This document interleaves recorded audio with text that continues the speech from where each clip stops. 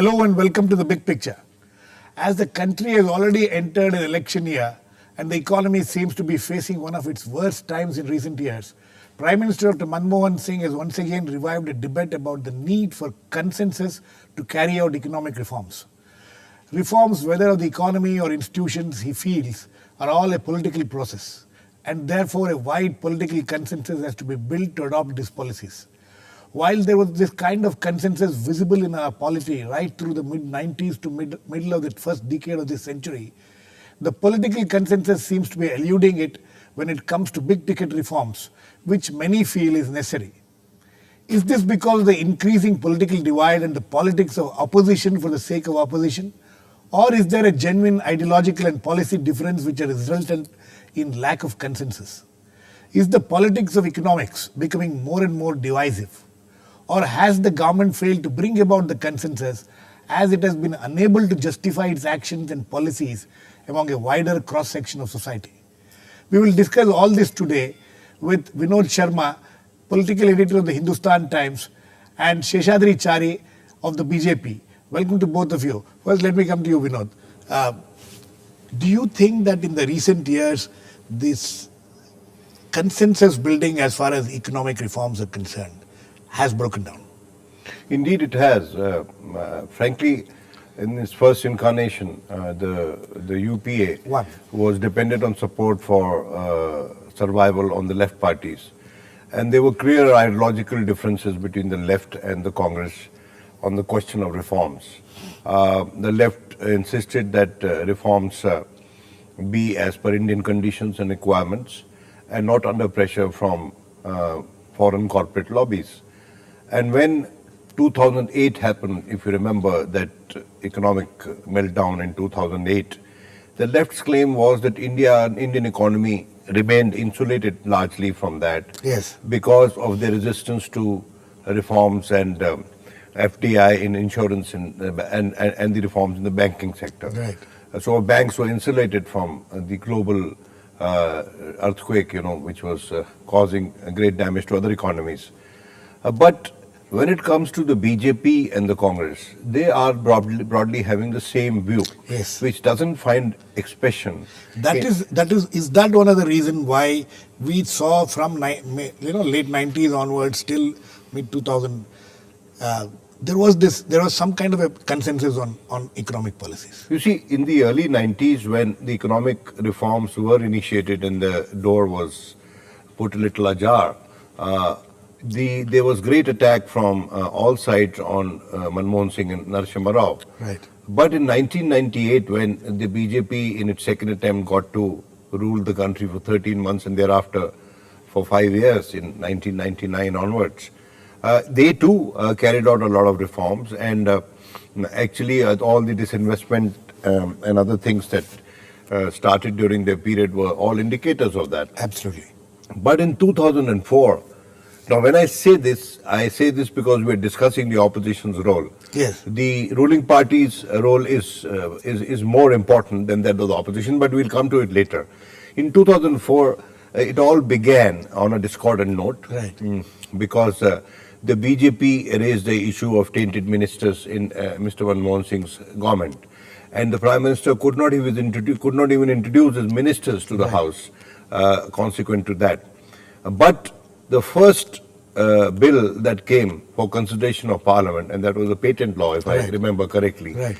The BJP was very much for that. Yes. But its position, consequent in fact, to they've done a lot of work on that during their government. Yes, consequent to the arrival of UPA, they sort of just changed their position and they opposed it. And consequently, many other such legislative measures found a lot of discordant voices and discordant notes, and on account of that, for lack of political will on the part of the UPA, which I thought a great opportunity. Indeed, it did a lot of more work in its first incarnation. But after 2009, there was a golden opportunity. Here was a government led by a core party, more than 200 seats. And it was a stable government. And didn't have the left and parties didn't have the left, though Mamta in many ways was more difficult than the left.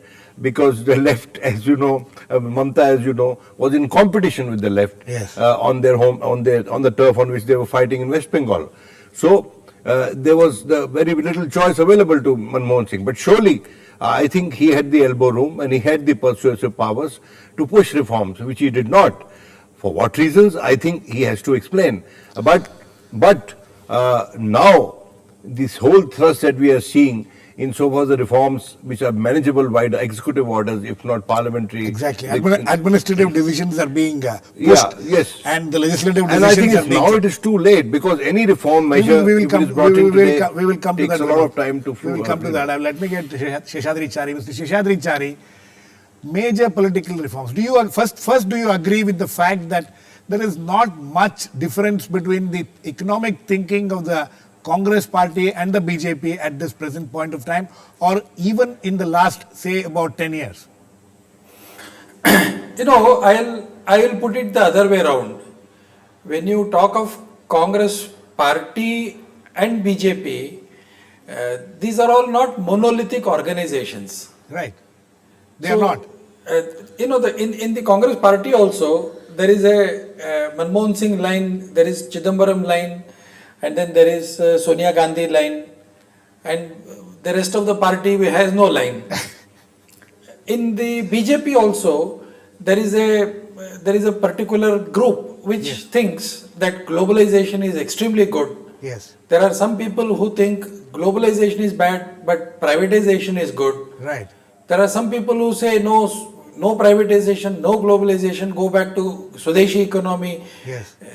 They most of the times are unable to explain what Swadeshi economics is. Yes. So, we never had a particular economic policy. In 1971, Indira Gandhi announced Garibi Hatao as the economic policy. There were no televisions, there were no enthusiastic anchors in those days to create the kind of atmosphere. So, people never asked Indira Gandhi, what is the economic rationale behind your saying that Garibi Hatao? Right. And then from 71 to 91, nobody bothered to ask the Congress what happened to that economic program. Right. It was more or less a political program. So the real crux of the consensus, evolving a consensus, as Mr. Vinod Sharma very rightly said, it was only during Narasimha Rao that a little bit of consensus had to be evolved. And it was very easy for Narasimha Rao. No, political situation had changed, and there was a stronger opposition in the Lok Sabha, because there were till then there were not strong opposition in the Lok Sabha. No, I'll come to that. No, Narasimha Rao did not have so much of opposition from the BJP for his maneuvers. Right. Whatever opposition Narasimha Rao had, I'm very sorry to say, I may be corrected if I'm wrong. But the maximum opposition Narasimha Rao faced was from his own party. Absolutely, there is no doubt. So it was very easy for Atal Bihari Vajpayee, who had built a very good rapport with persons like Narasimha Rao, to carry forward that issue of liberalization and the economic agenda. Right. But after 2004, as Mr. Sharma pointed out, the structure of UPA changed. Right. So UPA depended more on the left for the political survival, not for economic survival. No, but at that time, if the UP had decided that we will not take the support of the left, but let us keep the left out, let us tell them that you support us politically. BJP was, I am sure, was not in a position to bring down this government, probably. So at that time, probably a BJP Congress consensus on economic program could have been developed.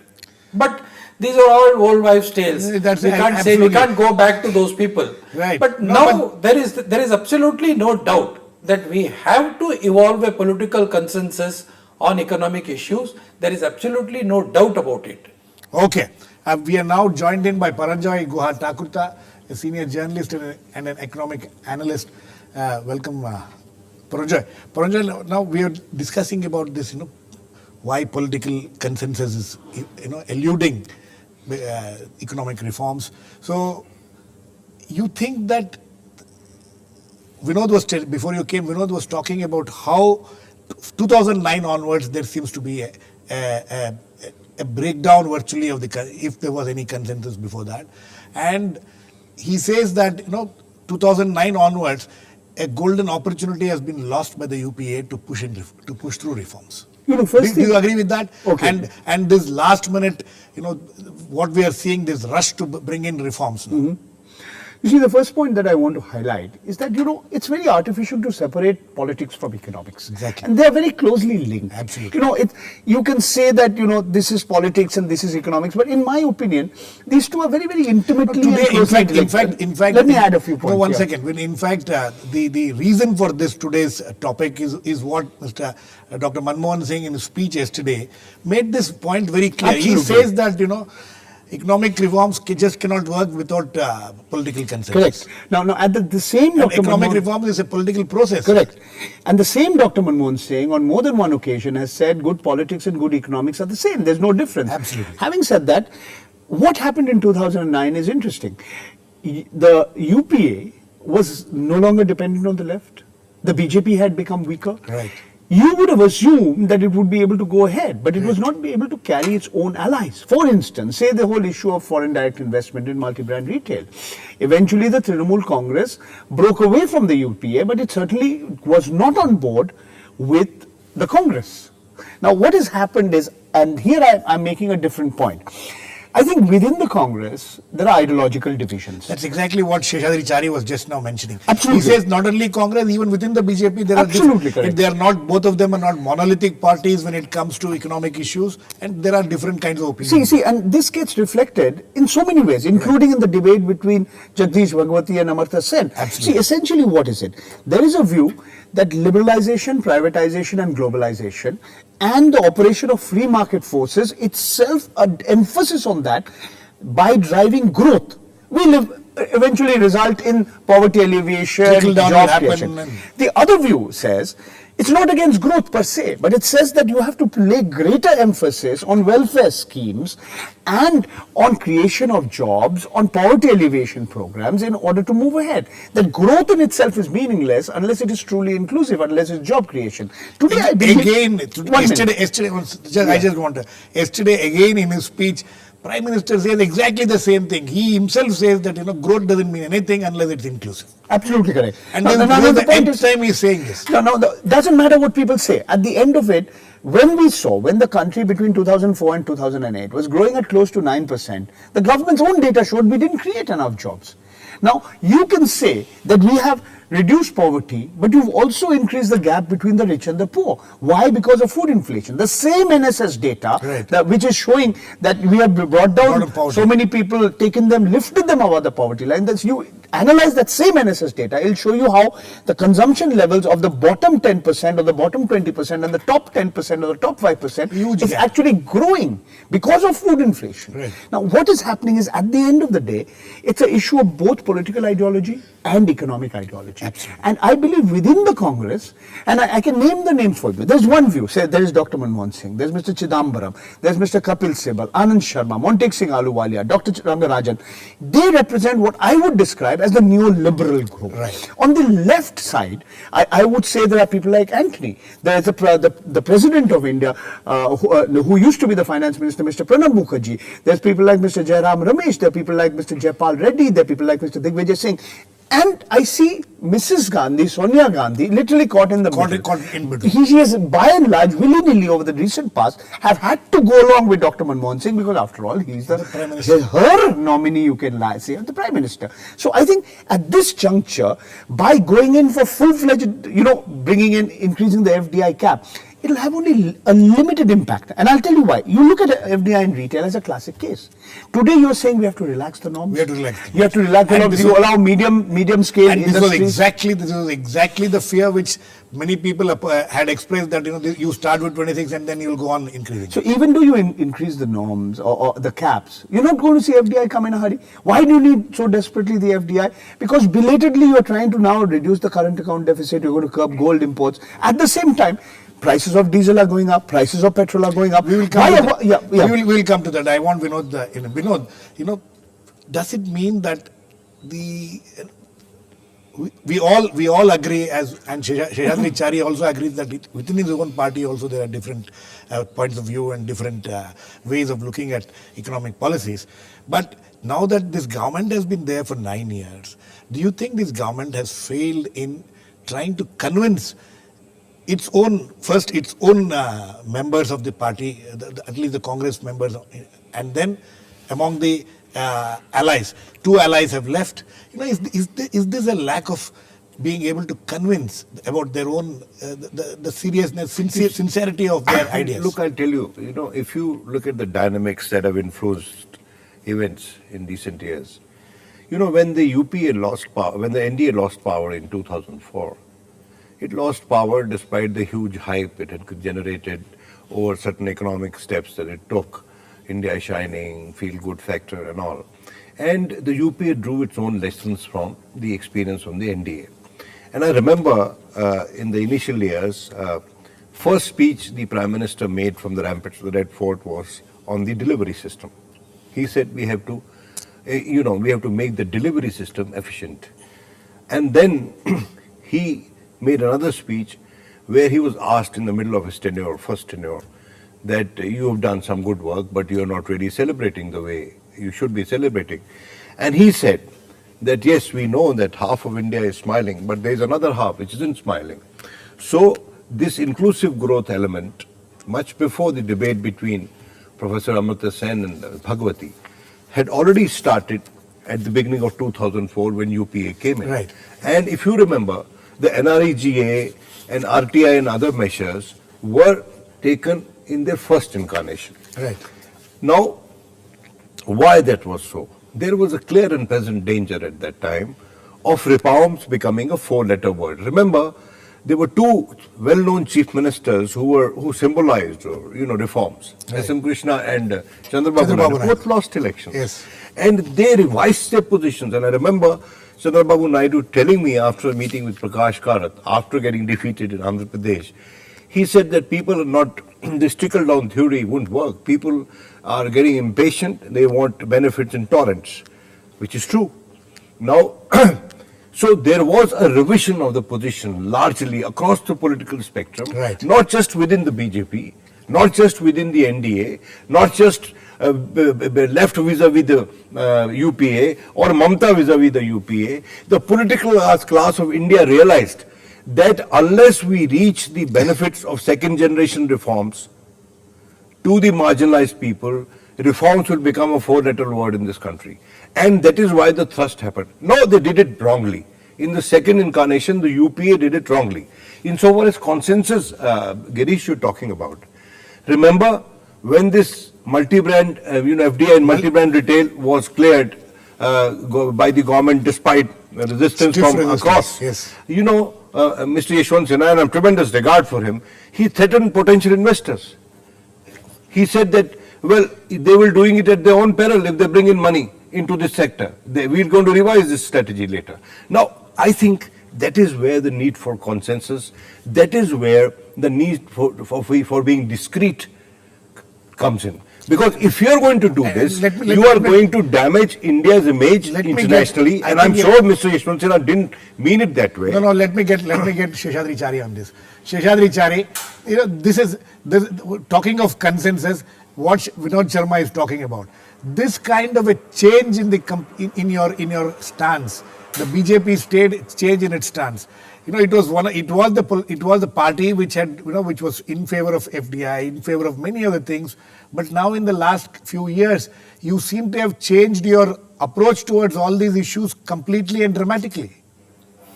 If you look at it from an economist point of view, I'm sure both Paranjoy, Guha, Thakurtha and our friend Mr. Sharma would agree. No political party, for that matter, anywhere in the world, can say that right from 1925 to 1975 or 2025, our economic policy will not change at all. It is the same. If we say no for FDI, we will say no for FDI forever. No political party can say, no economist can say this. So political, when you come to brass tacks of economics, things keep changing. No, So what is good at one time need not necessarily be good at the other time. no, but So, Mr. let Chari, me no, come Mr. to Chari. that. I'll come to that. No, I'll come to that. I just I'll come to I that. just want one clarification here. Yeah. So, do you mean to say that that whatever changes the BJP leadership or BJP leaders, at least people like Yashwant Sinha and all, who have dealt with the finance ministry and who understands all these things, if they have changed their stance, is this the party's stance also? And No, it's that. See, the question is, whatever Manmohan Singh says, is it the party stand? he's the He prime may be minister. the prime and he has to minister. implement- he has to Whatever, implement whatever. stand see, what he takes. whatever these people say, you cannot say that this is the party's view and this is not the party's view, or so and so speaks for the party and whoever else speaks in the party, it is not party's view. We are not talking about whose views are supreme in the party. What is more important is the outcome.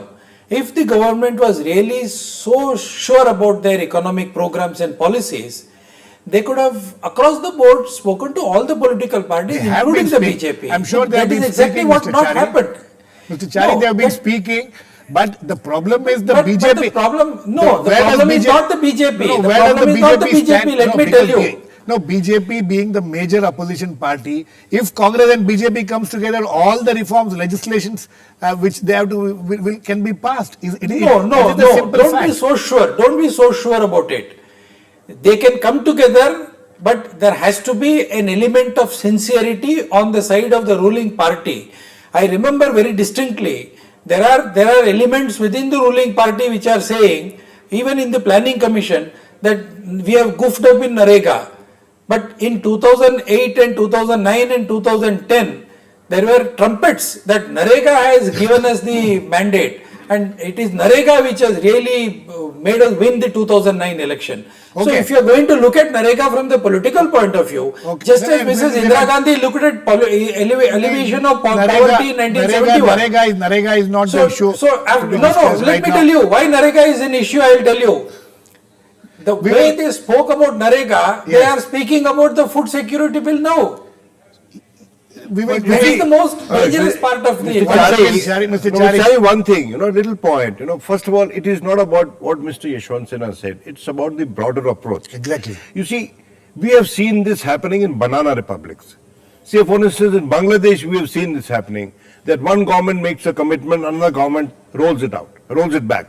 Similarly, in Pakistan, for instance, and I am not for a moment comparing India with Pakistan, but I am very worried about these trends, that in Pakistan, when we were dealing with Musharraf, we were repeatedly told by democratic parties that we are not going to follow what the promises Musharraf is making to you. Now, for a principal opposition and any leader, to get up and say that we are going to roll this back and you people beware, investors, I don't think it sets a very good Okay. precedent. Okay. And I personally feel that Vinod. this can happen to the BJP tomorrow if this becomes a trend. Absolutely. Vinod, Yes, please, yes, I Paranjoy. want to make- Paranjoy, I want to, you please make your point, but I want you to also address one thing which Sheshadri Chari said, that he was talking of the sincerity. Do you think sincerity is lacking in the UPA government when it deals with its opposition partner? Let me put it this opposition way, partner that to bring about a the consensus? UPA could have done much, much more to build the consensus. At the end of the day, whose responsibility is it to build the consensus? Whose responsibility is it to ensure that parliament functions? I think the far greater responsibility rests with the ruling party or the ruling coalition. Having said that, there are 2 points. Firstly, there are large sections within the Congress and within the BJP who have common economic ideologies. They both, by and large, believe in the policies of economic liberalization, free markets, and so on and so forth.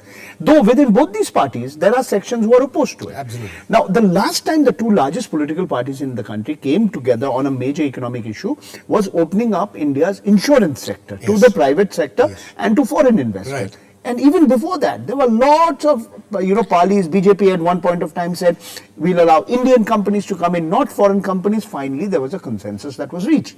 But I'm here arguing a different point. I'm saying, within the political class, there is consensus on many issues. Yes. Say on food security, Right. say on job creation, Right. on healthcare, on education, on bijli, sarak and pani. But there is no consensus on many other issues, Exactly. including liberalization, including the pace of And, globalization, that- including the issue of privatization. That is what seems to be bothering everybody. At least the media is going gaga because taking up these issues because these are the issues which they think will propel this country, and the growth will happen. The media also has a particular point of view. The media is also, one section of the media is towing the line of the corporate sector. He may have said it in jest. Mr. Manishankaraya recently at the release of Arun Kumar's book on the Indian economy, he said that the CIA is running our politics and the CII is running our economic policies. Of course, this is typical of Manishankaraya. But a more important point which he made, what he's saying. Paranjoy, but a more important point that he made, and I was there, like you there, he said, look, while the world is moving towards a mixed economy, with the Keynesian interventions and all which have happened, he said this is going back to the mixed economy. Yes. And in this country you have, unabashed supporters of pure economic liberalization without the human face or inclusive growth. But let's leave that aside. I think the biggest damage, and I think both other friends will agree with that, the UPA's biggest failure was its failure to combat corruption. Corruption got associated with the reforms. And that is where the whole problem happened. If they had managed to curb corruption or keep it at a lower level, they would have been able to push the reforms process forward despite stumbling blocks, despite great problems. Because they could not do that and they became deficient in the entire process, in pushing legislation or taking executive decisions, because half the time they were fighting fire. I want to add one point to what he says. I don't disagree with what he's saying, but I think a bigger failure, and possibly the biggest failure, for which I believe the Congress party and the coalition will have to pay a stiff political price, has been under the renowned world famous economist Dr. Manmohan Singh. The single biggest failure of the government has been its inability to control food inflation. And I do believe that this has hurt, is going to hurt and has hurt the government politically, economically, in every way. I think Mr. Chari wants to react. Yes, Mr. Chari. No, I just want to add one more point to what Vinod Sharma said. Yes. It's not just the failure of the UPA, and I do agree, as Paranjoy said, that the crux of the issue lies with UPA or the Prime Minister to build consensus. But the most unfortunate part of UPA 1 and UPA 2 is, it's a question of leadership. Economic consensus or even political consensus has to be built not by the whole set of the party. Nobody does it. It's one individual, the leader. It is the leader who does it. And unfortunately, although we have an economist as the Prime Minister, he has not been the economic or the political leader of the country. In UPA 1, he was not leading the country as such. But this problem is there in other parties as well, Mr. Chari. That is a problem. It's very unfortunate. It's very unfortunate. Mr. Chari, I would welcome. That's a different debate. I'm sure we will have. No, I'm coming to this debate. What Paranjoy said, I am coming to that. Yes. I would have been much running out of happier. time very quickly. I know. I would have been much happier if the Prime Minister was really in a position to pick up his phone and talk to the opposition leader and saying that, look, this is what I want, please come over for lunch or dinner and let us issue. I don't know. Vinod, last I don't know if the Prime Minister can really do it. Is that the problem there? Because yesterday, if you read Prime Minister's speech, what he has said, he talks about all these things. There is nothing that we are discussing which he is not talking about. But where does the problem lie? Because a Prime Minister cannot, we live in this era of political economy. A Prime Minister cannot act in isolation of the input that he gets from the party. Right. Because it is after all the party. Mr. Chari, you would agree, during the entire tenure of Mr. Atal Bihari Vajpayee, he was under so much of pressure from Swadeshi Jagran Manch, from whole lot of other people. You see, this difference of perception over the economic issues exists in every party. Okay. You accepted that earlier. But the still he could build consensus. Okay, but sir, I know, but you see, he could build consensus on certain issues. But the Prime Minister of India since 2004 is Manmohan Singh, and he wasn't as astute a politician as Mr. Vajpayee.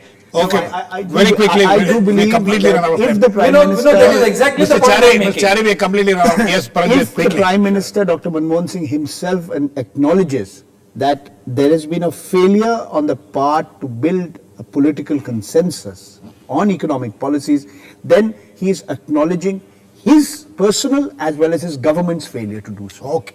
On that, I think on that note, we need to end. The fact is, building consensus is not an easy thing, and in an atmosphere which we are witnessing now in this country, the political atmosphere, It is not going to be very easy, and Prime Minister himself has been talking about it. So anyway, there is just about 7-8 months left for this government to push ahead some of the reforms which it wants to. How much it will be able to do, we'll have to wait and watch. Thanks to all my guests, Sheshadri, Chari, Paranjoy, Guha, Thakurtha and Vinod Sharma. Please keep watching. We'll come back with another issue, Big Picture, same time tomorrow.